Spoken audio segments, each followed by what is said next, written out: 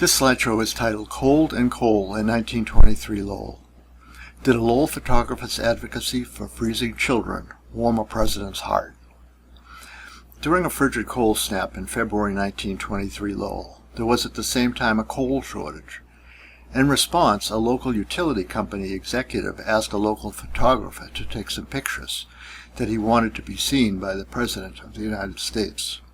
The coal shortage was due to an earlier coal miner strike and a railroad worker strike. President Warren G. Harding was quoted as dismissing the seriousness of the shortage. This slideshow examines 8 photographs found in the papers of the Warren G. Harding Grant Project of the Ohio History Connection. We want to thank them for their blog about these photos and for sharing them online. Also with these photos there was a telegram from the Lowell Chamber of Commerce and a letter from Edward J. Cooney of the Lowell Gas Light Company to Representative John Jacob Rogers to ask him to address the seriousness of the coal shortage in Lowell with President Harding. While no direct link has been found so far, I'm convinced that the photos were taken by Annie Powell. Annie died in Lowell in 1952 at the age of 92. The photos, like many of her photos, go beyond the practical functions of the pictures and infuse them with artistry, allegory, and symbolism. They have many of the characteristics and techniques of Annie Powell's photos. Annie seems to have been the go-to photographer for outdoor photography, especially if there were children involved. Also, these photos fit very well with those in George F. Kengott's 1912 book, A Record of a City, and share their themes for advocacy for social justice. Here's an example of a photo from Kengott's book on the left, and a magnification of a detail of that photo on the right.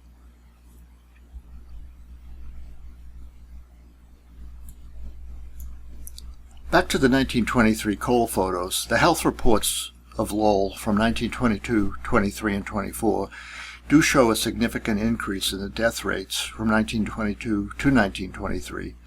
Then in 1924, a return to the 1922 level. Though not proof, this is an indication that the coal shortage had real effects on the people of Lowell. Let's look at these 8 photos in some detail. In this photo, no one seems to have any coal yet. People are waiting in an orderly fashion, and the sleds are ready but empty. This photo was included with a letter with writing on the back stating the date, the temperature of 10 degrees below zero, and the description of line at 5:30 a.m. waiting for Coke.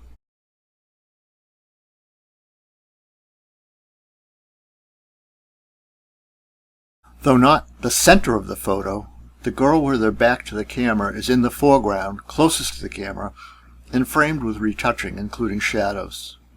She seems to be separate from the others and looking off to the very bright area in the distance beyond the buildings. This distant brightness is a characteristic of an Annie photo that we call a corridor of light.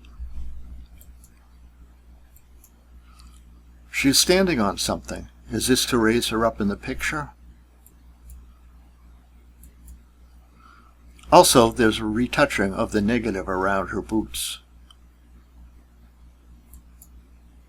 Without magnification, this seems to raise her up off the ground. She seems raised up both off the ground and slightly above the crowd.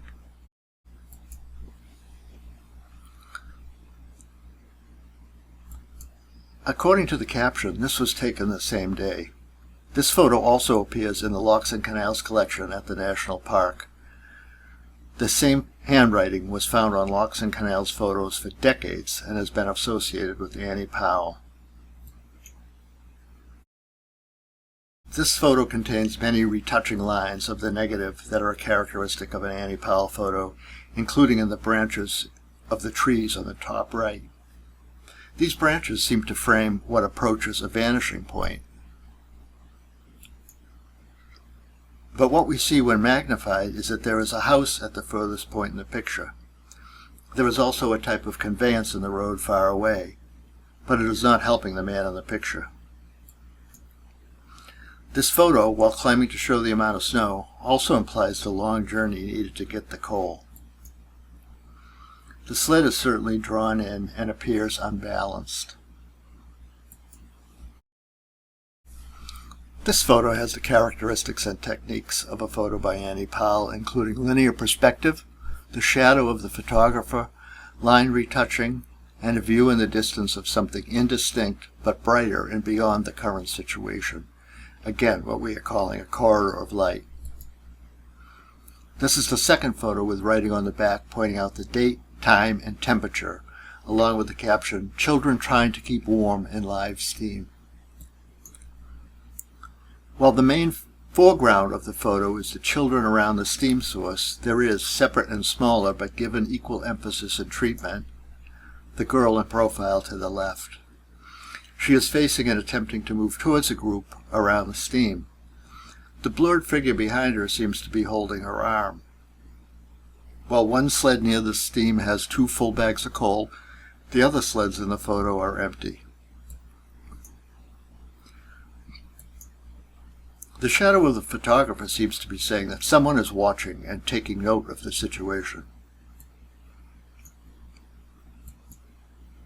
This photo is from the City Engineers collection, which contains numerous photos by Annie Powell. This is one of hers that includes the photographer's shadow, but this one does not have the same look of someone watching and witnessing the scene.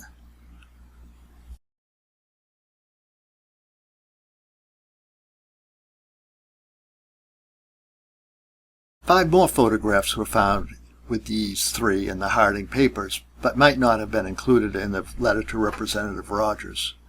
Because these materials have been separated and passed through several sets of hands over the past 100 years, we do not know if they were included in a separate letter or became part of the collection in some other way. Here, the 2 adults in the photo have turned their backs to the camera. I suggest that this is to make a point. That is, the government or society or adults have figuratively turned their backs on the children and the problem. The very white spot over the inside figure's right shoulder was added to highlight him, otherwise we might not see him. The stairs and the light shining through the stairs suggest transcendence.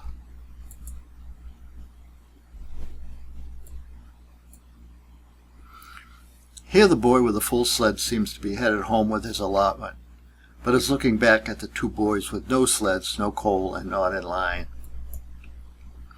Is there some taunting going on?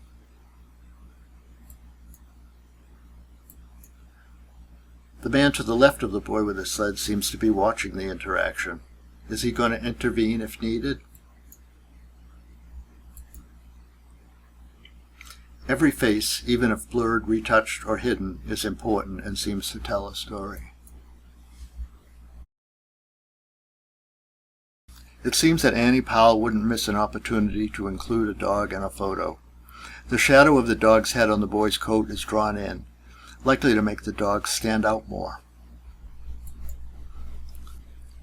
This is by far the emptiest of detail of the photos.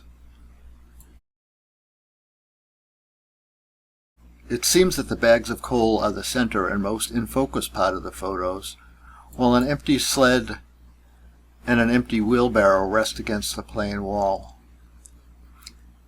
This is the only photo where we can't see a brightness in the distance, but she seems to be moving forward and headed home with her allotment of coal.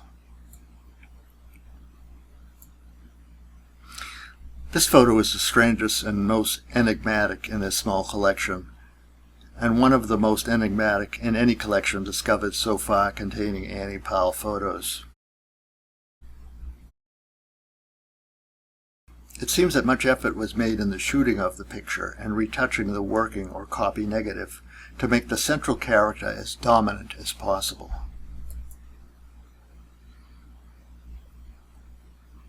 And, as the only person with coal in the photo, she seems to be pulling it away from the children. The spectral mask-like face,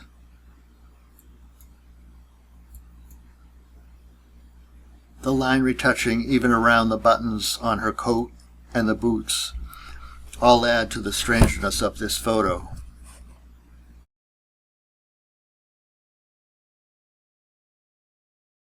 I am reminded of some of the images in the German expressionist films of this same period of history, and its use of visual distortions to emphasize a character's internal feelings and conflicts, instead of trying to replicate reality.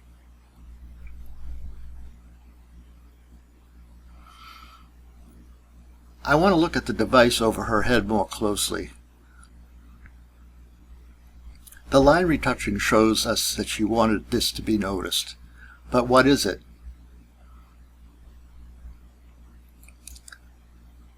I thought of a caduceus,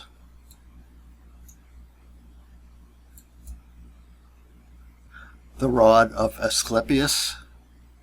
These two symbols are sometimes confused. And a weather vane.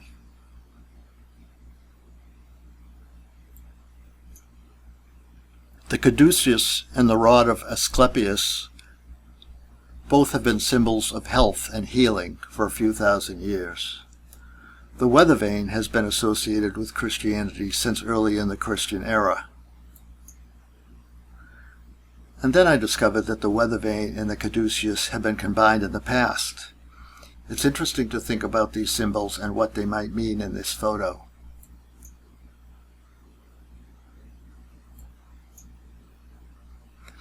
At the beginning of this presentation, I asked, did a Lowell photographer's advocacy for freezing children warm a president's heart? The answer is we don't know. The weather warmed, and the citizens of Lowell endured and moved on. Today, these photos give us a recording of our history, great technical and artistic creations, and allegorical scenes and symbols for the ages.